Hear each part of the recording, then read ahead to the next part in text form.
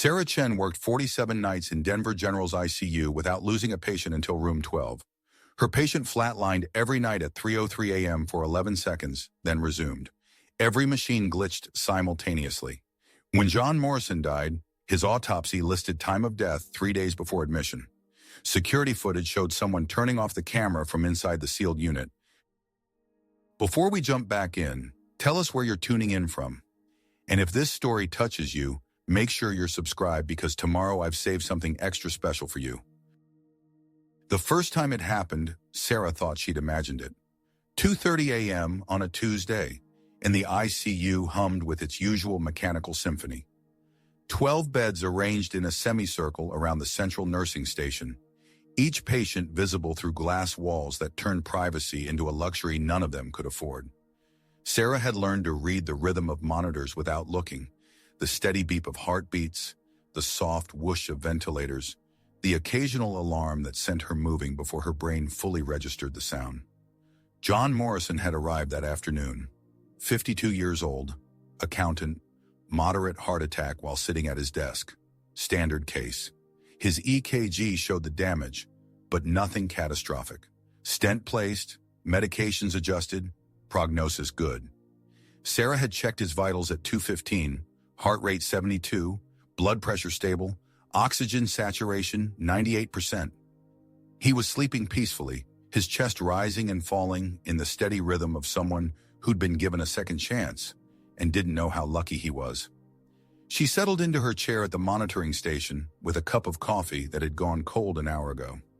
8 years in the ICU had taught her to survive on caffeine and cat naps, to function on 4 hours of sleep, to make life or death decisions while her own body screamed for rest. The night shift paid better, and she didn't mind the solitude.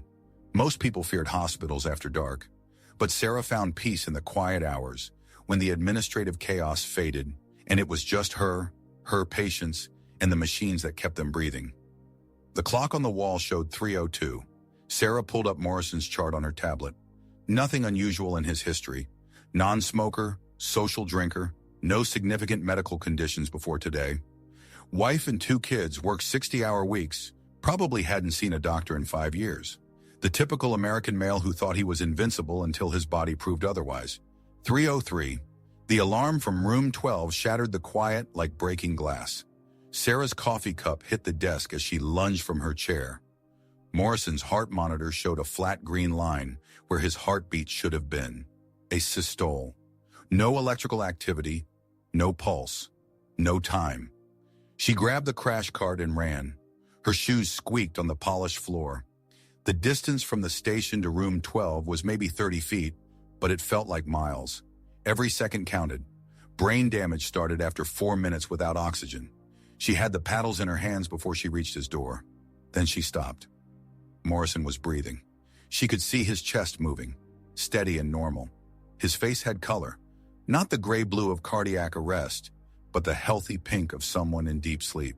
The pulse oximeter on his finger showed 98% oxygen saturation, but his heart monitor still showed flatline. Sarah pressed 2 fingers against his carotid artery. Strong pulse, steady, 70 beats per minute. The monitor beeped once. Morrison's heart rhythm reappeared on the screen. Normal sinus rhythm, as if nothing had happened. 11 seconds. She'd counted without thinking. 11 seconds of flatline while his heart kept beating.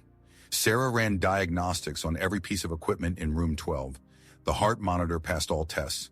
She checked the leads attached to Morrison's chest. Properly placed, good contact, no loose connections. She pulled up the digital record from the central monitoring system.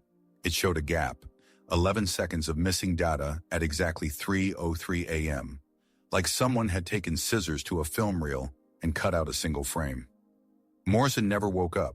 His sleep remained undisturbed, his vitals stable. Sarah stood there for 5 minutes watching him breathe, waiting for something else to go wrong. Nothing did. She called biomedical engineering from the nurse's station.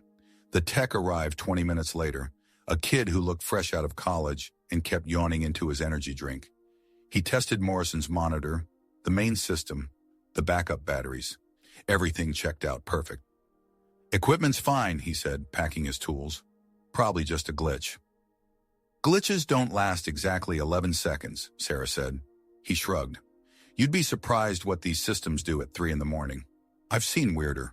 You want me to swap out the monitor anyway? Yes. He installed a new unit, ran the same tests, got the same results. This one's brand new. If it happens again, call me. Sarah didn't mention that she'd noticed something else during those 11 seconds. The other monitors in the ward had flickered. Not dramatically, just a brief stutter in their displays, barely noticeable unless you were looking. She'd been too focused on Morrison to pay attention, but the memory nagged at her now. She pulled up the central monitoring station's event log. 12 patients, 12 monitors, all recording continuously. At 3:03 a.m., naturally all 12 showed the same 11-second gap. The system had logged it as a minor synchronization error and moved on. Sarah had worked in this ICU for 8 years. She'd never seen a synchronization error affect every monitor simultaneously. She made notes in Morrison's chart. Episode of apparent asystole at 03:03, duration 11 seconds. Patient remained stable throughout. Heart rate and rhythm normal on physical examination. Equipment malfunction suspected. Biomedical engineering consulted, monitor replaced. Patient unaware of event, continued sleeping. No intervention required. Professional, factual. Nothing that would make her sound incompetent or paranoid. But she added one more line in her private log, the notebook she kept in her bag for observations that didn't belong in official records. All monitors in ward affected simultaneously. Check tomorrow night. The rest of her shift passed normally. Morrison's vitals remained stable. She checked on him every 30 minutes, watching for any sign of deterioration. At 6 a.m., the day shift arrived and Sarah gave her report to the incoming nurse. She mentioned the monitor issue but downplayed it. Equipment malfunctions happened. No need to make it sound dramatic. She drove home through Denver's empty pre-dawn streets, thinking about those 11 seconds. About the perfect synchronization of the failure. About Morrison's strong pulse under her fingers while his monitor showed death. About the fact that she'd be back tonight at 7 p.m. for another 12-hour shift. And at 3:03 a.m., she'd be watching room 12. Sarah didn't sleep well. She kept seeing that flat green line on Morrison's monitor, kept feeling his pulse beating strong against her fingertips, while the machine insisted he was dead. When she finally drifted off around noon, she dreamed of silent alarms and patients who breathed without heartbeats. She arrived for her shift early, 6:30 p.m., the ICU busy with the overlap between day and night staff. Morrison was awake, sitting up in bed, picking at his dinner tray. Sarah checked his chart first. Day shift notes showed normal recovery. No arrhythmias, no complications, vitals stable all day. The attending physician had written, "Progressing well, consider step-down unit tomorrow." "How are you feeling, Mr. Morrison?" Sarah asked, stepping into room 12. He looked up, managed a weak smile. "Like I got hit by a truck, but better than yesterday." "Any chest pain? Shortness of breath?" "No, nothing like that, just tired." He set down his fork. "The doctors say I'm doing good. Might move me out of intensive care tomorrow." "That's the plan." Sarah checked his monitor. The new one installed last night. Perfect sinus rhythm. "Did you sleep okay last night?" "Yeah, actually. They gave me something. Slept straight through." Sarah made a note. Morrison had no memory of the event. No awareness that for 11 seconds his heart monitor had declared him dead. She spent the evening preparing. At 10 p.m., she positioned herself at the central monitoring station with a clear view of all 12 rooms. She set her phone on the desk, camera ready to record. She pulled up the central system's event log on her tablet, ready to document anything unusual. And she waited. The night crept forward. 11 p.m., midnight, 1 a.m. Sarah made her rounds, checking each patient, adjusting medications, responding to alarms. Normal ICU chaos. A ventilator patient in room 4 started fighting the breathing tube and needed sedation. A post-surgical patient in room 7 spiked a fever. Standard crises, standard solutions. At 2:45, Sarah returned to the monitoring station. She started her phone's video recording and pointed it at the wall of monitors. 12 screens showing 12 patients' vital signs. Morrison in room 12, Sleeping peacefully, heart rate 68, blood pressure 120/75. 3 o'clock came and went. Nothing happened. Sarah felt relief mixed with embarrassment. Maybe it had been a one-time glitch. Maybe she'd been making something out of nothing. Maybe 3:03. Every monitor in the ICU flatlined simultaneously. Sarah's breath caught. She watched the wall of screens turn into 12 flat green lines. Morrison's monitor. Room 4's monitor. Room 7. All of them. 12 patients suddenly showing no heartbeat, no respiration, no electrical activity. She counted. 1, 2, 3. The IV pumps stopped their rhythmic clicking. The ventilators fell silent mid-cycle. Even the lights dimmed slightly, as if the entire ward had taken a breath and held it. 4, 5, 6. Sarah stood frozen, her training screaming at her to move, to respond, to do something. But she couldn't move. She could only watch and count. 7, 8, 9. Morrison sat up in his bed. His eyes were open.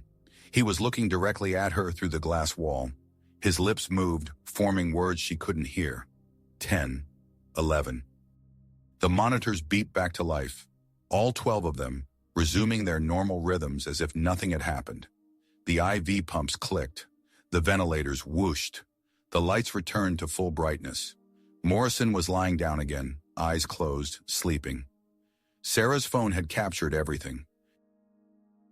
Sarah's hands shook as she replayed the video.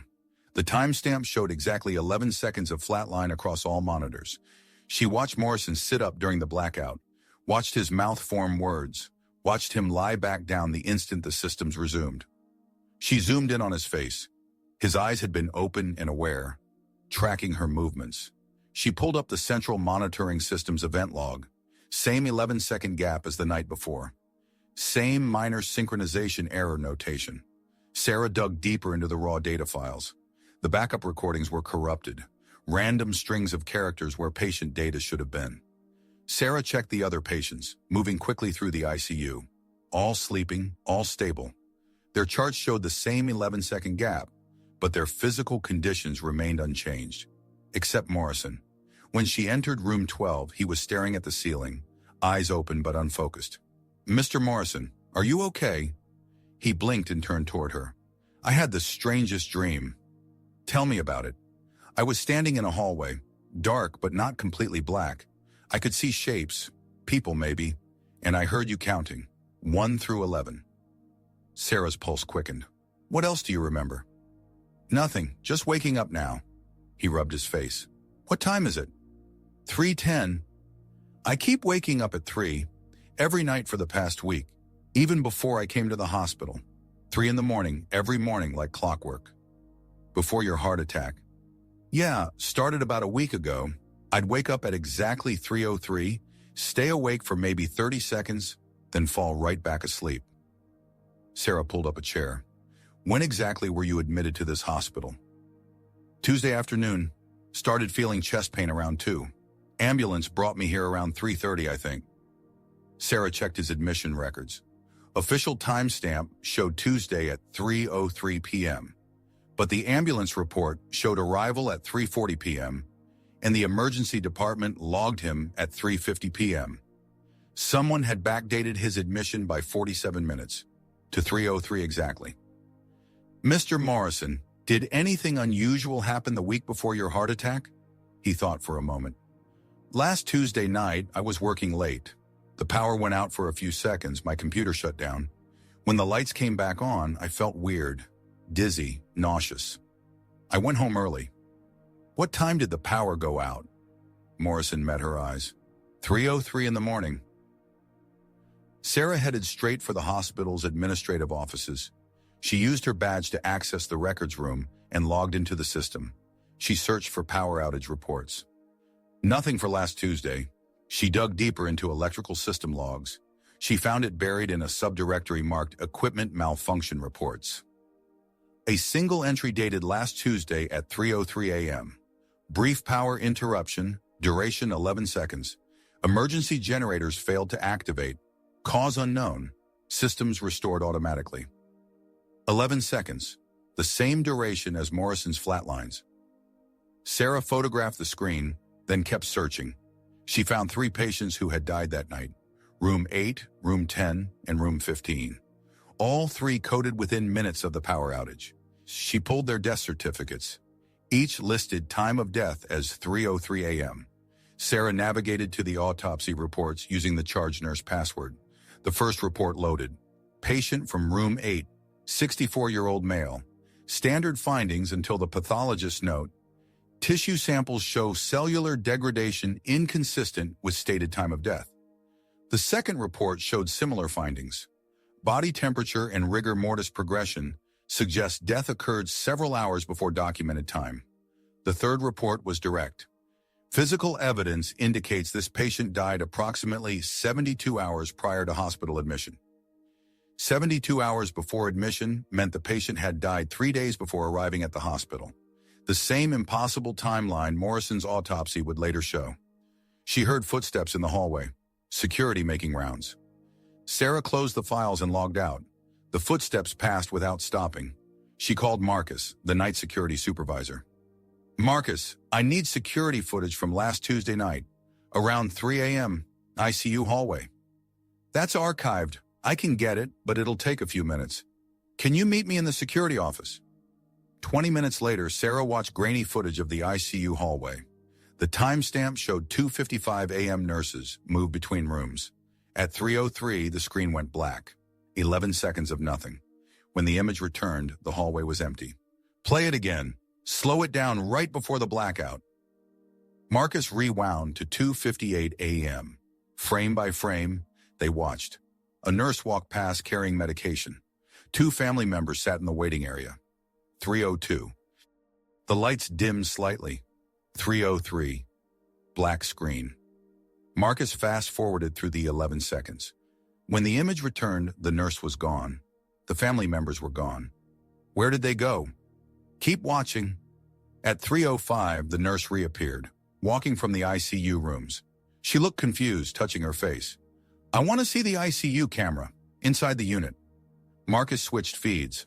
At 2:58, 2 nurses worked at the station, patients visible in their beds. 3:03, blackout. When the image returned, both nurses were standing in the hallway between patient rooms, not moving, just standing there. After several seconds, they seemed to wake up, looked at each other with confusion, then returned to the nursing station. "I need to see what happened in the patient rooms during those 11 seconds." "Can't. The blackout killed the recording." "What about the backup system?" Marcus pulled up the backup files. "The backup files for that time period are corrupted." "Can you recover them?" "It'll take IT specialists and probably a few days." He looked at her. "Sarah, what's going on?" She told him about Morrison, about the flat lines at 3:03, about the autopsy reports, about the pattern. Marcus listened without interrupting. When she finished, he was quiet. 3 people died that night. I remember the codes, all within minutes of each other. He paused. But there's something else. He pulled up another file marked Administrative Review Only. The video showed the ICU hallway from a different angle, a camera Sarah didn't know existed. The timestamp read 3:04, high-definition footage. A figure walked down the hallway toward the camera. Male, wearing scrubs, but something was wrong. The figure had no shadow, no reflection in the glass walls. At 3:05, he reached up toward the lens. The image went dark. That camera's been offline ever since. The figure had been close enough to see his face clearly. It was Morrison. Sarah stared at the frozen image. Morrison's face clear as day, looking directly at the camera. But Morrison had been in room 12 that entire night.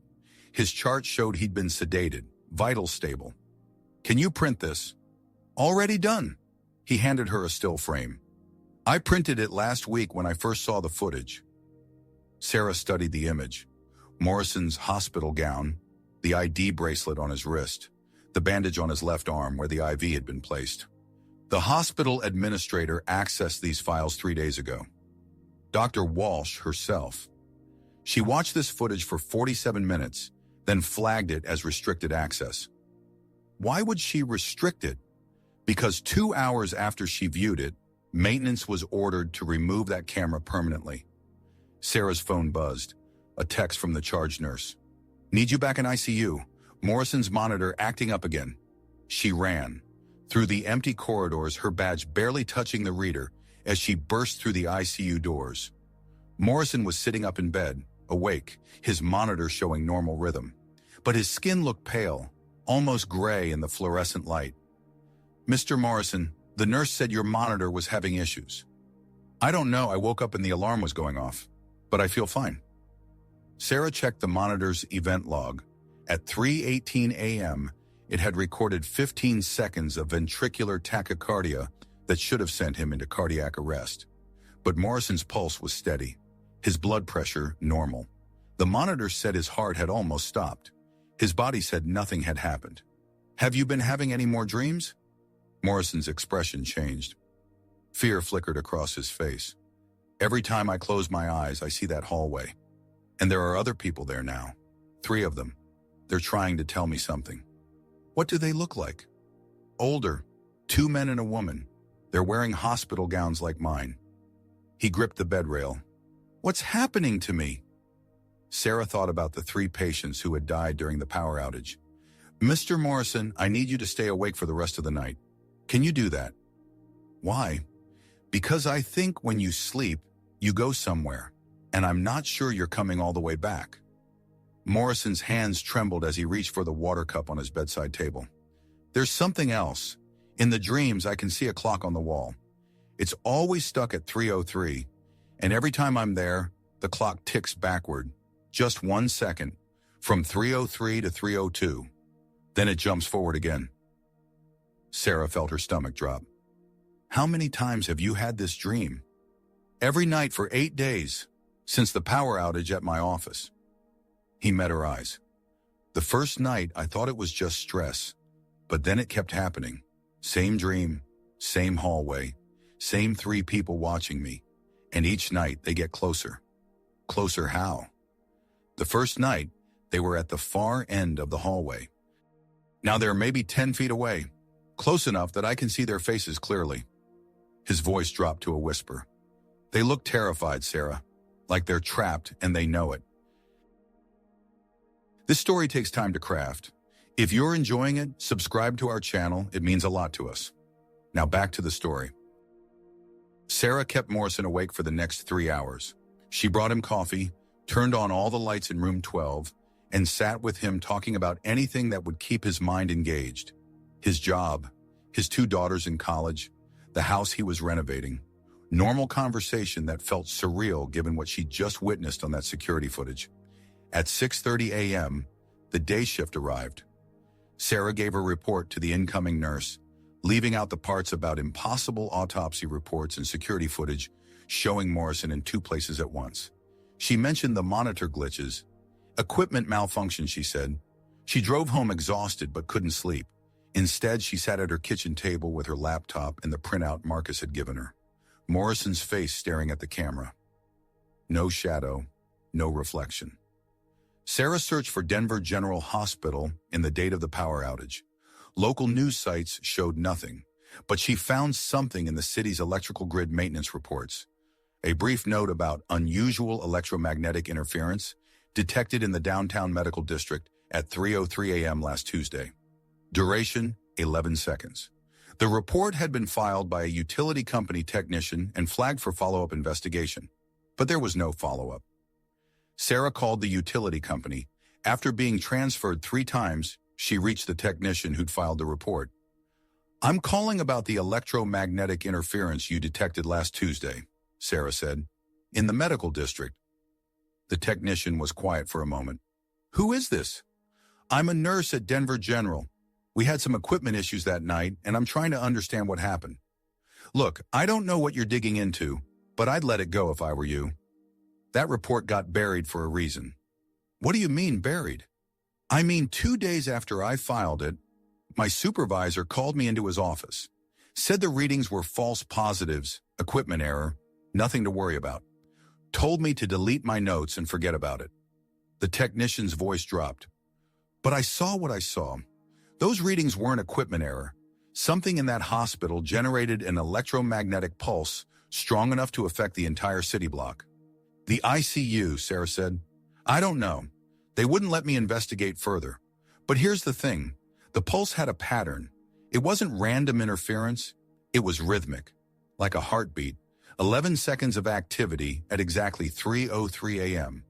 Sarah thanked him and ended the call. She stared at her notes. Electromagnetic pulse with a heartbeat pattern.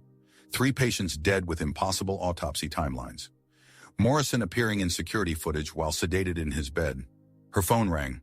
The hospital, it was the ICU charge nurse. Sarah, you need to come in. It's Morrison. He's coding. Sarah broke every speed limit getting back to the hospital. She took the stairs to the 4th floor, bursting through the door into chaos. Room 12 was filled with people. The code team crowded around Morrison's bed, the attending physician calling orders, nurses pushing medications, the crash cart's defibrillator charged and ready. Sarah pushed through to see the monitor. Ventricular fibrillation. Clear. The attending placed the paddles on Morrison's chest. Morrison's body jerked with the shock. The monitor showed a brief return to normal rhythm, then deteriorated back into fibrillation. Sarah looked at the clock. 9:47 a.m., not 3:03. This was a real code. She grabbed Morrison's chart. The day shift nurse had documented that Morrison had fallen asleep around 8:30. At 9:30, his monitor had alarmed. By the time the nurse reached his room, he was unresponsive and pulseless. How long has he been down? Sarah asked. 17 minutes, the attending said. No response to medications or defibrillation. But something was wrong. Morrison's skin didn't have the dusky gray color of prolonged cardiac arrest. His pupils weren't fixed and dilated. Stop compressions, Sarah said. The attending glared at her. Nurse Chen, this is my code. Check his pulse. Actually check it. The attending pressed 2 fingers against Morrison's carotid artery. His expression changed. I've got a pulse. Strong and regular. He looked at the monitor, which still showed ventricular fibrillation. That's impossible. Sarah reached over and disconnected the monitor leads from Morrison's chest. The monitor continued showing fibrillation for 3 more seconds, then flatline. She reconnected the leads. Morrison's actual heart rhythm appeared on the screen. Normal sinus rhythm. 72 beats per minute. The monitor's been showing false readings, Sarah said. Check his blood pressure. The nurse inflated the cuff. 130/80. Oxygen saturation, 96%. Morrison's eyes opened. He looked around at the crowd surrounding his bed, confused and terrified. What happened? The attending stepped back. I don't understand. We shocked him 3 times. He should be dead, Sarah finished. But he's not. She looked at Morrison. His expression had changed. The fear was gone, replaced by recognition, like he'd seen something during the code that had answered questions he'd been afraid to ask. I saw them, Morrison whispered. The 3 people from my dreams. They told me what happened to them. They told me what's going to happen to me. Sarah dismissed the code team and pulled a chair close to Morrison's bed. Tell me everything. Morrison's hands gripped the bed rails. When my heart stopped, or when the monitor said it stopped, I was back in that hallway. But this time I could hear them. The 3 people. They were patients here. They died the night of the power outage. I know, Sarah said. I found their autopsy reports. They didn't just die. They got caught. When the power went out for those 11 seconds, something happened. Some kind of tear. They were pulled out of their bodies, and when the power came back on, they couldn't get back in. Sarah felt cold. What do you mean? Their bodies kept going, hearts beating, lungs breathing, but they weren't inside anymore. They were stuck in that in-between place. For 3 days, they watched their own bodies lying in hospital beds, but they couldn't communicate, couldn't move. And then they died for real, Sarah said. 3 days later. Morrison nodded. Because their bodies finally figured out nobody was home. The autonomic functions kept running on autopilot for 72 hours, then just stopped. He looked at her with hollow eyes. I'm next. I got caught the same way they did, at my office during that power outage. For 11 seconds, I was somewhere else. And when I came back, I didn't come all the way back. You're still here. You're talking to me. For now, but every night at 3:03, I'm pulled back to that hallway for 11 seconds. And each time it's harder to come back. They told me I have maybe 3 more days before I can't return at all. Then my body will keep going without me for 72 hours, just like theirs did. Sarah stood and paced the small room. There has to be a way to stop it. They tried. Nothing worked. The only thing that changed was more people getting caught. Morrison's voice dropped. Sarah, there are others. Anyone who was in this hospital during that power outage and survived, they're all being pulled back every night, some stronger than others. How many others? They showed me 7. 7 patients who were here that night and are still alive. For now. He grabbed her hand. You need to find them, warn them, and you need to figure out what caused that power outage, because until you do, it's going to keep happening. Every night at 3:03. Sarah's mind raced. 7 patients still alive, but trapped in the same temporal loop as Morrison. 3 already dead. The hospital knows, Morrison said. They have to know. That's why they're covering it up. That's why they're restricting the security footage. Then we need to make them admit it, Sarah said. And we need to do it before 3:03 tonight. Sarah pulled out her phone and opened the hospital's patient database. Give me names, the 7 patients who are still alive. Morrison closed his eyes, concentrating. Elena Rodriguez, room 4 that night. She was discharged 3 days ago. David Chen, no relation to you. Room 10. He's still here, moved to the cardiac step-down unit. Patricia Mills, room 6. She went home yesterday. Thomas Burke, room 9. Still in ICU, different room now. The others, I didn't get clear names, just faces. Sarah typed notes into her phone. I'll find them through the admission records. Anyone admitted to the ICU the night of the power outage and still alive. She looked up at Morrison. You said they're being pulled back every night. Have any of them reported symptoms? I don't know the 3 who died. They didn't tell anyone what was happening. They thought they were going crazy. Hallucinations from medication, they figured. By the time they realized it was real, it was too late. Sarah stood. I'm going to find David Chen first. He's still in the hospital, so I can talk to him directly. She headed toward the door, then stopped. Morrison, don't fall asleep. No matter what, stay awake until I get back. What if I can't? What if the pull is too strong? Then fight it.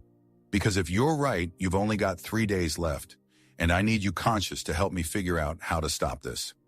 She found David Chen in room 402 of the cardiac step-down unit, 51 years old, recovering from a triple bypass surgery performed 2 days before the power outage. His chart showed stable recovery, normal vital signs, scheduled for discharge tomorrow. Sarah knocked on his open door. Chen was sitting up in bed, staring at his phone, but not really looking at it. The 1,000-yard stare of someone who hadn't slept well in days. Mr. Chen, I'm Sarah, one of the ICU nurses. Can I talk to you for a minute? He looked up, suspicious. I'm not in the ICU anymore. I know this isn't about your heart. Sarah pulled a chair close and lowered her voice. This is about what's been happening to you every night at 3:03 a.m. Chen's face went pale. How do you know about that? Because you're not the only one. There are at least 7 other patients experiencing the same thing, and 3 have already died because of it. Sarah spent 4 hours tracking down patients from the ICU power outage. 23 patients that night, 3 dead. Morrison was one of the living. 19 potential victims remain. David Chen broke down when she mentioned 3:03 a.m. He'd been experiencing the same pull Morrison described. It's getting worse. Last night I couldn't move for almost a minute after I came back. Thomas Burke was next. When Sarah asked about 3:03 a.m., tears streamed down his face. Every night, I think this is it. 4 more patients were still in the hospital, all experiencing the same symptoms. Her phone rang. Marcus from security. Sarah, you need to see this. More footage from the outage. Marcus had footage pulled up on 3 monitors. All 3 cameras went black at 3:03. 11 seconds of nothing. When the feeds returned, Marcus pointed at the nursing station. Barely visible was a figure in street clothes. Marcus advanced frame by frame. The figure turned, looking at each patient room. Dr. Elizabeth Walsh. Marcus pulled up another file. Sublevel 3. 2:58 a.m., Walsh entered, walking toward a secured door marked Authorized Personnel Only. At 3:03 exactly, Walsh flipped switches on large equipment. The camera went black. When it returned, Walsh was gone. The equipment showed scorch marks and smoke. She caused it, Marcus zoomed in. MRI research prototype. Property of Neurotech Solutions. Installed directly beneath the ICU. How powerful? 10 times stronger than standard MRI. 3 weeks before the outage, Neurotech requested permission for a full power calibration test. Walsh approved it for 3:03 a.m. They knew the ICU would be full. Every bed was occupied. Walsh personally authorized transfers to fill every bed. Sarah felt sick. Test subjects. Sarah took pictures of every document. We confront her. She won't admit it. Then we shut down the machine. That's criminal charges. People are dying. Marcus pulled a key card from his desk. Master security access. But once you do this, there's no going back. Sarah made it to the stairwell before security stopped her. 2 guards with earpieces. Dr. Walsh would like to speak with you. They escorted her to the administrative wing. Walsh sat behind an enormous desk. Sarah remained standing. I know what you did. Walsh pulled out a document. Psychiatric evaluation form. Dr. Harrison agrees you've been exhibiting signs of severe stress. You deliberately exposed them. That saved 3 lives. 3 died. But 17 should have died. The electromagnetic pulse triggered quantum superposition in brain activity. They were dying anyway. The pulse gave them 11 seconds outside normal time. And the 3 who died. Unfortunate side effects. But imagine pausing time for patients in cardiac arrest. You're trapping them. Residual effects because the calibration ran too long. You're doing it again. Tomorrow night, reduced power by 40%. People are being pulled out of their bodies. And they come back stronger. Morrison's heart function improved 30%. Walsh moved closer. You can be part of this, or the nurse who had a breakdown. I want to see the equipment. Walsh smiled. I thought you might. Walsh led Sarah through corridors requiring special access. They descended 3 levels below the public basement. Walsh stopped at a steel door. She placed her hand on a scanner. Classified, disclosing this carries 5-year prison sentence. The door opened into a warehouse-sized space. The MRI prototype sat in the center, 3 times the size of a standard scanner. Thick cables ran everywhere. 2 technicians in white coats worked at the control station. The Neurotech Quantum Resonance Imager. This images consciousness itself.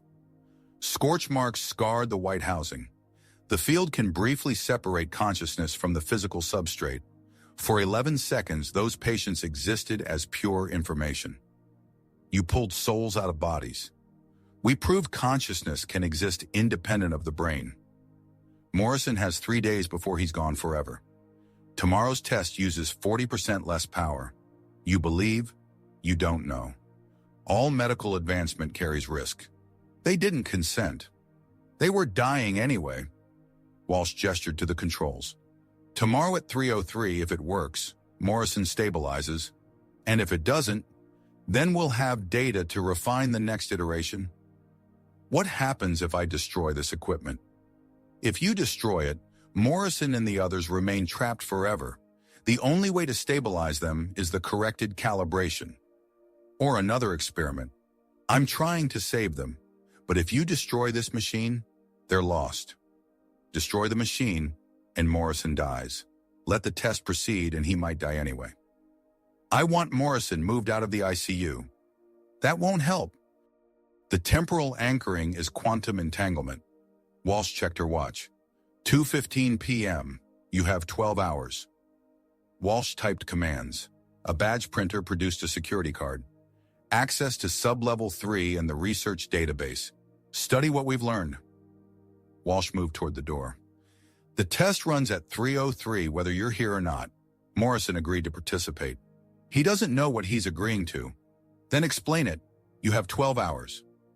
Sarah returned to the ICU and found Morrison awake in room 12. They told me I need to go downstairs tonight for the test. Dr. Walsh said it would stop the pulling. Sarah pulled a chair close. Morrison, Walsh is going to turn on the same machine that caused this. She said they fixed it, reduced the power by 40%. She believed the first test would be safe too. 3 people died. So what do I do? Keep getting pulled back until I can't return? I have maybe 3 more days. But Walsh is using you as a test subject. And if I don't do the test, I die anyway. Morrison looked at her. At least this way there's a chance. Sarah had no better option. I'll be there with you during the test. You won't be alone. Morrison nodded. What time? 2:30 a.m. She left and headed for the cardiac step-down unit. David Chen was in his room, fully dressed. I'm leaving. I'm not staying in this hospital another night. David. Last night I couldn't feel my body for 2 full minutes after I came back. My wife was screaming because she thought I was dying. I could hear her, but couldn't respond. The separation is lasting longer, and I'm not waiting to see what happens when it lasts too long. Chen grabbed his bag. I'm going home. There's a test tonight. Dr. Walsh thinks it might stabilize the temporal anchoring. Chen laughed bitterly. Dr. Walsh thinks? The same Dr. Walsh who caused this? No thanks. Go. Get as far from here as you can. Chen paused at the door. I hope Morrison makes it, but tell him to run if he's got any sense left. Sarah watched Chen leave, then pulled out the security badge Walsh had given her. She swiped it through the card reader on the research database terminal. The neurotech research documents were extensive, and buried in the appendix a section marked Adverse Event Reports, classified. Sarah opened the file. Her breath caught. Denver General wasn't the first hospital to test the quantum resonance imager. Neurotech had run trials at 3 other facilities over the past 18 months. Johns Hopkins, Mayo Clinic, Stanford Medical Center. Each trial had resulted in deaths. 2 patients at Johns Hopkins, 3 at Mayo, 5 at Stanford. All showed the same impossible autopsy findings. All died at exactly 3:03 a.m. The trials had been shut down after the deaths. Neurotech had refined the calibration protocols after each failure. Denver General was the 4th attempt. Walsh had agreed to the trial knowing 3 other hospitals had already experienced fatal outcomes. Sarah printed the adverse event reports. 13 dead patients across 4 hospitals. Morrison would be the 14th if tonight's test went wrong. The documents also revealed something else. Neurotech wasn't a medical research company. It was a subsidiary of a defense contractor. The machine was being developed as a weapon. Sarah photographed every page. Then she called Marcus. I found something. Neurotech has killed 13 people testing this machine at other hospitals. Walsh knew. Marcus was quiet. That's criminal negligence. Maybe manslaughter. And she's planning to do it again in 9 hours. Sarah looked at the clock. 5:30 p.m. We need to stop this test. How? If we go to police, they'll need warrants. That takes days. Then we disable it ourselves. That facility is under 24-hour guard now. You won't get within 50 feet of that equipment, Sarah thought. What if I don't need to get close? The machine runs on a hospital power. What if the hospital lost power at exactly 3:03 a.m.? You're talking about sabotaging the electrical system. That would knock out power to the entire hospital. Life support equipment, everything. The backup generators would kick in within seconds, but those few seconds might prevent the machine from running. Marcus hesitated. That's even more criminal. You'd be endangering every patient. 13 people are already dead, Marcus. How many more before we stop this? Sarah hung up and stared at the adverse event reports. 13 names. 13 people who trusted hospitals to heal them, not use them as guinea pigs for military technology. Morrison would be number 14 unless she acted. She checked the time. 8 hours until 3:03 a.m. 8 hours to decide if she was willing to risk her career, her freedom, maybe even lives to stop Walsh's experiment. Her phone buzzed. A text from Morrison. Can't sleep. Keep thinking about those 3 people in the hallway. They're waiting for me, aren't they? Sarah typed back. Try to rest. I'm working on something. But she wasn't sure what that something was yet. Sarah made her decision at midnight. She couldn't let Walsh run another test. Not with 13 bodies already buried at other hospitals. She called Marcus. I need your help. Actual help. Marcus was quiet. What do you need? Access to the main electrical panel, the one that controls power to sub-level 3. If you cut power to that level, the backup generators won't cover it. That section runs on a separate grid because the MRI prototype draws too much power. Good. That's what I want. Walsh will know it was sabotage. We'll both go to prison. Then we make it look like equipment failure, an overloaded circuit when the machine tries to draw maximum power. Marcus understood. You want to overload the system deliberately, make it look like the machine killed itself. Can you do it? Maybe. The electrical panel for sub-level 3 is in the maintenance tunnel on level 2. If I pull the right breakers at the right time, it would look like the machine's power draw exceeded safety limits. Meet me in the maintenance tunnel at 2 a.m. At 1:45 a.m., Sarah took the service stairs down to level 2. Marcus was already there, standing in front of a massive panel marked Sub-Level 3 High Voltage. Last chance to back out, Marcus said. Sarah thought about Morrison, about David Chen who'd fled in terror, about 13 dead patients. Do it, Sarah said. Marcus opened the panel. I'm going to set this up so when the machine tries to activate at 3:03, it creates a cascade overload. He worked quickly, adjusting connections and loosening specific breakers. Sarah watched the hallway, heart pounding. Done, Marcus said. At 3:03, this whole section goes dark. They separated. Sarah returned to the ICU, 2:27 a.m., 36 minutes until 3:03. Her phone rang. Walsh. Nurse Chen, please bring Mr. Morrison down to sub-level 3. Sarah's stomach tightened. I'll bring him down now. Morrison was awake, already dressed in a hospital gown, sitting on the edge of his bed. He looked terrified. Is it time? He asked. Sarah nodded, unable to speak. She'd sabotaged the test. Morrison would be safe, but he didn't know that. Sarah helped Morrison into a wheelchair. They took the service elevator down. Morrison's hands gripped the wheelchair arms, knuckles white. The steel door stood open. 2 security guards checked Sarah's badge. Inside, the massive machine hummed. 2 technicians worked at the control station. Dr. Walsh stood in the center, wearing a white lab coat. Mr. Morrison, thank you for participating, Walsh said. This test will help us resolve your temporal displacement. She gestured to a chair positioned 10 feet from the machine. Sensors and electrodes waited. What exactly are you going to do? Morrison asked, his voice shaking. We're going to run a controlled calibration at reduced power while monitoring your neural activity. Sarah helped Morrison to the chair. She attached the electrodes to his chest. 115 beats per minute. Sarah, Morrison whispered, what if this doesn't work? Then we'll figure out another way, she said quietly. Walsh checked her watch. 2:51, 12 minutes. Let's begin the preparation sequence. A technician typed commands. The machine's hum deepened, growing louder.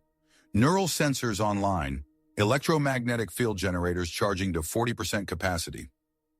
Sarah watched the clock. 2:53. 10 minutes until the sabotage triggered. But something felt wrong. The machine was charging faster than expected. The hum had become a deep thrumming.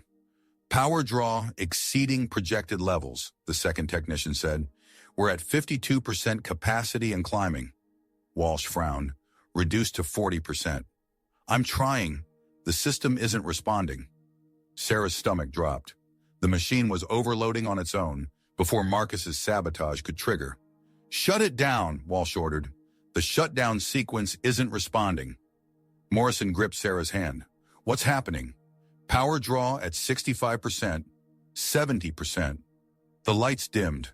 The machine's hum became a roar.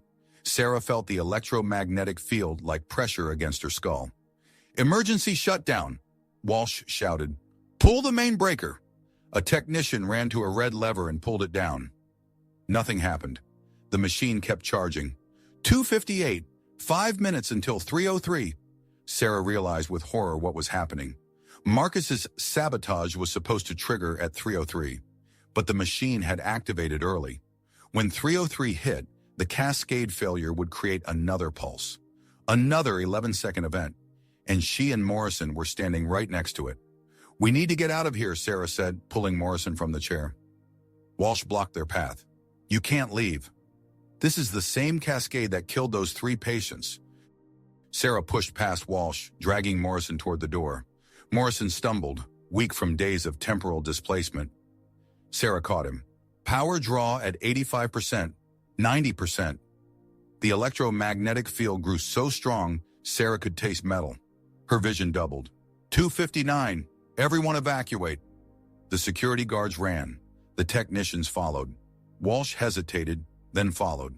Sarah and Morrison were the last ones moving toward the exit. Morrison's legs gave out. He collapsed and Sarah went down with him. "I can't," Morrison gasped. "The pull is too strong." Sarah looked at his face. His eyes were unfocused. He was already starting to separate. "Stay with me. You're here. You're staying here." But she felt it too. The pull. She'd been too close to the machine. Now she was caught in the same trap. 302, someone shouted. 30 seconds. The lights went out. Complete darkness. Then emergency lighting kicked in, bathing everything in red. But the machine didn't stop. It kept charging. 303. The world split apart. Sarah existed in 2 places simultaneously. Her body remained on the floor, but her consciousness stood in a dark hallway, the in-between place. Morrison stood beside her. "You're here. You got pulled in too. How do we get back?" "I don't know. The 3 others couldn't." Sarah looked down the hallway. 3 figures stood at the far end, the patients who died. Why are they waiting?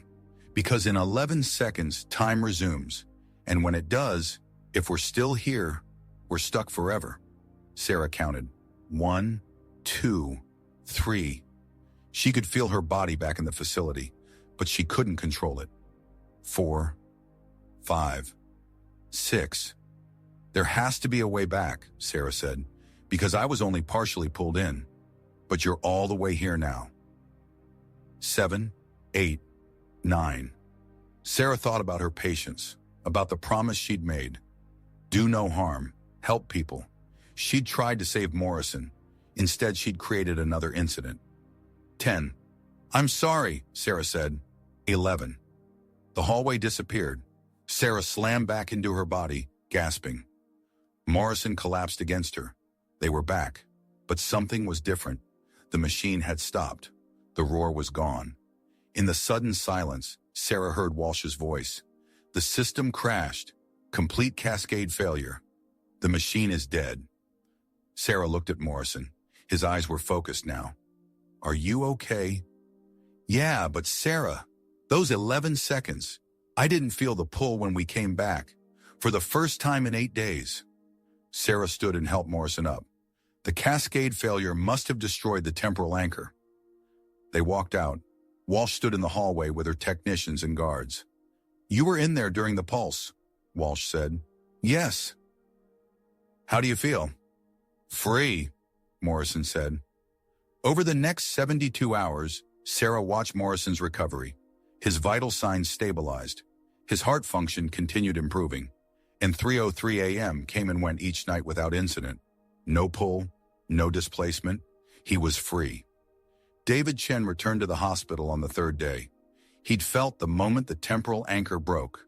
Like a rope that had been pulling him suddenly snapped. Thomas Burke reported the same thing. All 7 patients who'd survived the original incident felt the release simultaneously. The hospital launched an internal investigation. Federal regulators arrived within 48 hours. Neurotech's partnership was terminated. Dr. Walsh was placed on administrative leave pending criminal charges. Sarah gave her statement to investigators, providing the adverse event reports, the security footage Marcus had preserved, everything. She didn't mention the sabotage. Neither did Marcus. The official report stated that the machine had suffered catastrophic failure due to design flaws. 3 weeks later, Sarah stood in Morrison's hospital room as he prepared for discharge. "They're saying I made a full recovery," Morrison said. "Better than full. My cardiologist can't explain it." "Neither can I," Sarah admitted, "but I'm glad you're okay." Morrison looked at her seriously. "You saved my life. Multiple times." "Just live it well," Sarah said. "That's thanks enough." Sarah left Morrison's room and found Marcus waiting in the hallway. He'd been suspended pending the investigation, but had come to the hospital anyway. "How's he doing?" Marcus asked. "Good. Really good. He's going home today." Sarah walked with him toward the elevator. "Have you heard anything about the investigation?" "They're focusing on Walsh and Neurotech. The destroyed equipment makes it hard to prove exactly what happened. My suspension will probably stick, but no criminal charges." "I'm sorry. You lost your job because of me." "I lost my job because I helped stop something terrible. I'd do it again." Marcus pressed the elevator button. "What about you? Are you staying?" Sarah thought about that. She'd been offered her job back with a commendation for patient advocacy during a crisis. The hospital wanted to keep her quiet, make her part of the official narrative. But every time she walked past sub-level 3, she remembered those 11 seconds. Remembered being pulled out of her body. Remembered the 3 patients trapped in that hallway. "I'm thinking about leaving," Sarah said. "Starting somewhere new, somewhere without machines that tear people out of time." Marcus smiled. "Let me know where you end up. I might need a reference." The elevator arrived. Sarah stepped inside, then turned back. "Marcus, thank you for believing me, for helping." "Someone had to," Marcus said. "Sometimes that's all it takes. One person willing to stand up." If this story meant something to you, drop a comment and share it. It helps the next person find their way here.